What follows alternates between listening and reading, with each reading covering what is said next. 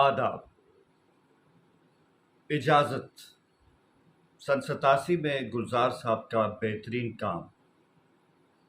एक ऐसी फिल्म जिसमें एक मुख्तलिफ अंदाज से अज़दवाजी ज़िंदगी के अंदर एक्स्ट्रा मैरिटल अफेयर के कॉन्फ्लिक्ट को सैरअंगेज़ अंदाज से बयान किया गया।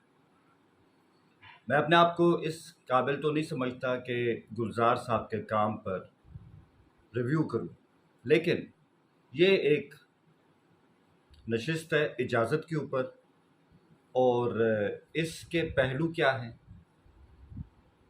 किरदारियत पर बात होगी और इस फिल्म के अंदर और समाज के अंदर जो एक चल रहा कॉन्फ्लिक्ट है उसकी जहतें क्या है। आइए इस नशिस्त का मज़ा लेते हैं। इजाज़त 3 किरदारों के माबैन घूमती। माया एक ऐसी लाउबाली, मनमोजी, रवायत शिकन लड़की जो अपने बचपन की तल्ख यादों के गर्दाब से भागती भागती अपने दोस्त महेंद्र की बाहों में पनाह लेती। महेंद्र जो उसकी जज्बाती ज़रूरत भी है, महेंद्र जो उसका सबसे बेहतरीन दोस्त भी है, महेंद्र जिसके साथ वो एक तवील रफ़ाकत नहीं चाहती लेकिन कुछ ऐसे लम्हात चाहती है रिलेशनशिप की सूरत में जो उसके लिए जज्बाती तस्कीन का बायस हो सके। इसलिए माया कभी हाजिर होती है तो कभी गायब होती है। शायद वो एक बेमौसम की बारिश है जो महेंद्र की ज़िंदगी में आती है, बरस जाती है और बीत जाती है। तो ये माया का किरदार अगरचे फ़िल्म पे मुकम्मल तौर पे आपको दिखाई नहीं देगा, लेकिन इसके बगैर इजाज़त की तकमील भी नहीं होगी। माया सिर्फ एक महबूबा है, उसको बीवी के दायरे के अंदर मुकीद किया नहीं जा सकता।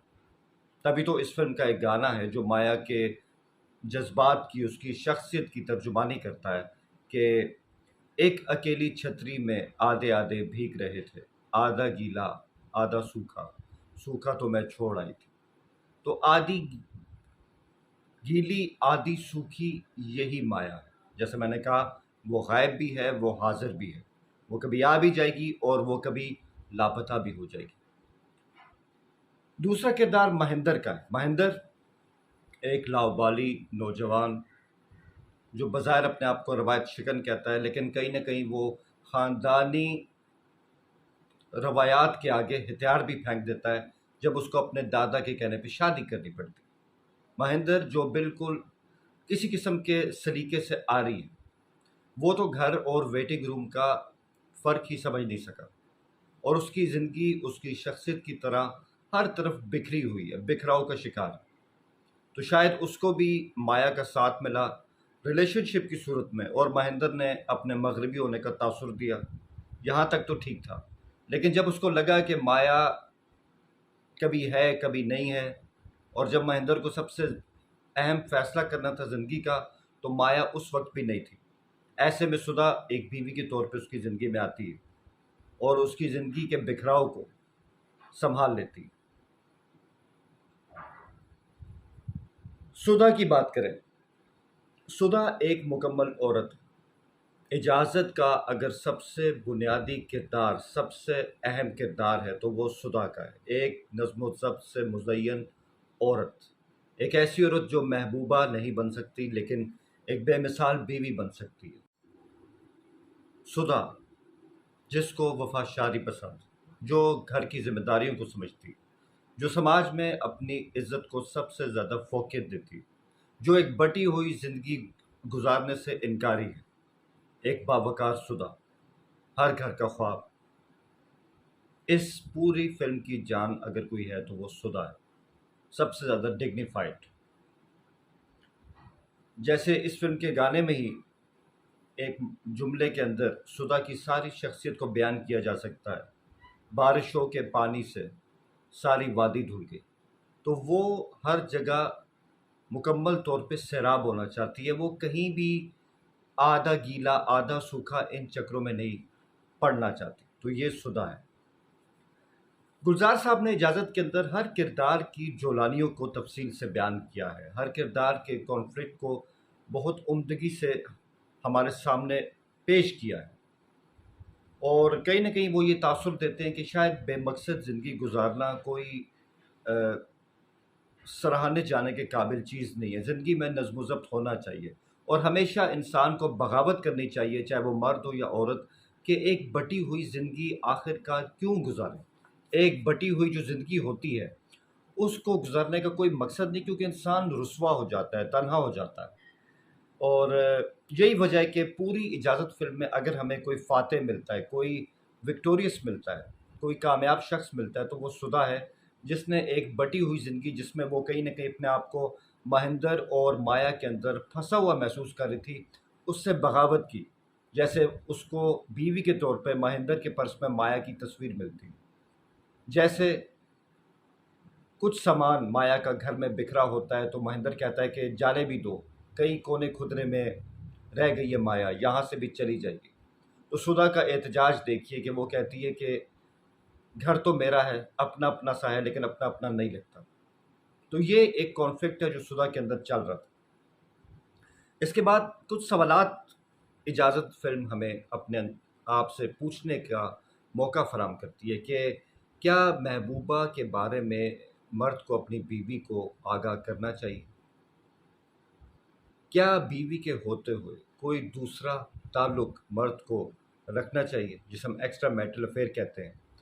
और सबसे बड़ी बात कि क्या वो मर्द ईमानदार होते हैं जो कि शादी से पहले या शादी के बाद पैदा होने वाले सिलसिलों को गुबांग दहल अपनी बीवी के आगे बयान करते हैं कि ये सिलसिला है, ये हकीकत मैं तुम्हारे सामने रख रहा हूँ, ताकि कल को तुम मुझे बेईमान ना कहो।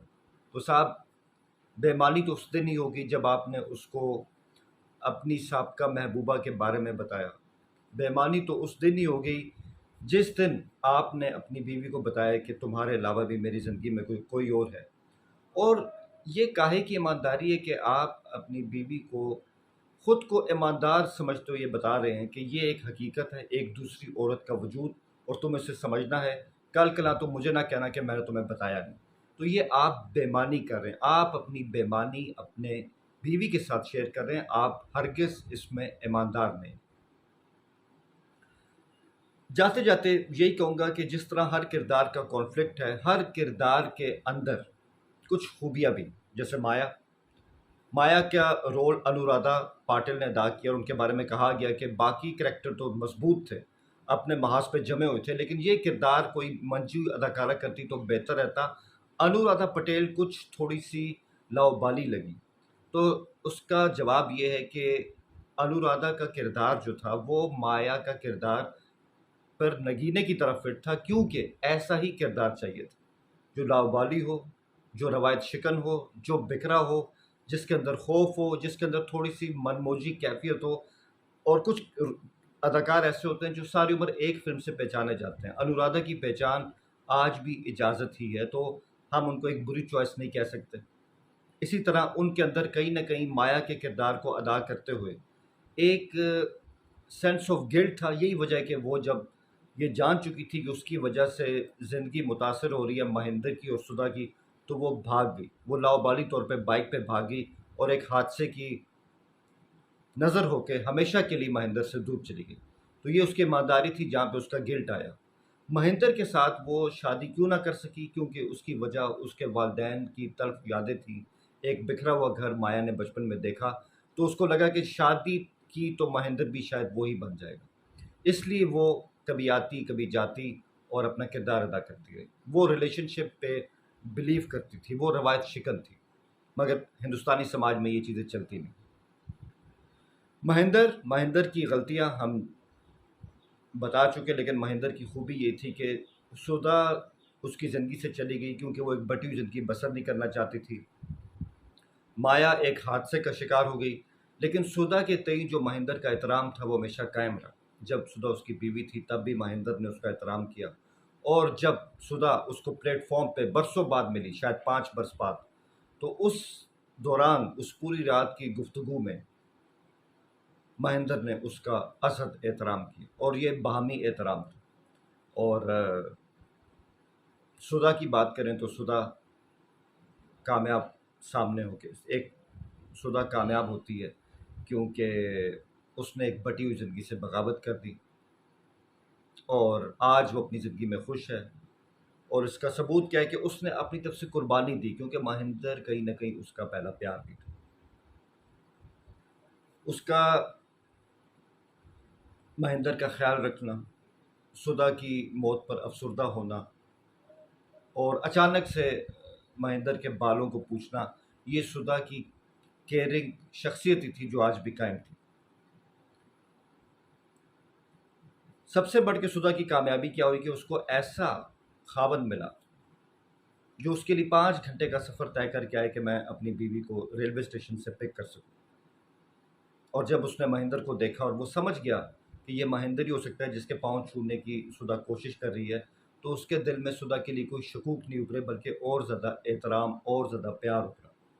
वो हँसते-हँसते आया और हँसते-हँसते सुधा को लेके चला गया। तो शशि कपूर हमेशा ऐसे किरदारों में नाज़रीन को हैरान कर दिया करते थे और सुधा के दूसरा ख़ावंद के रोल में शशि कपूर और सुधा यकीनी तौर पे एक मिसाली कपल के तौर पे सामने आए।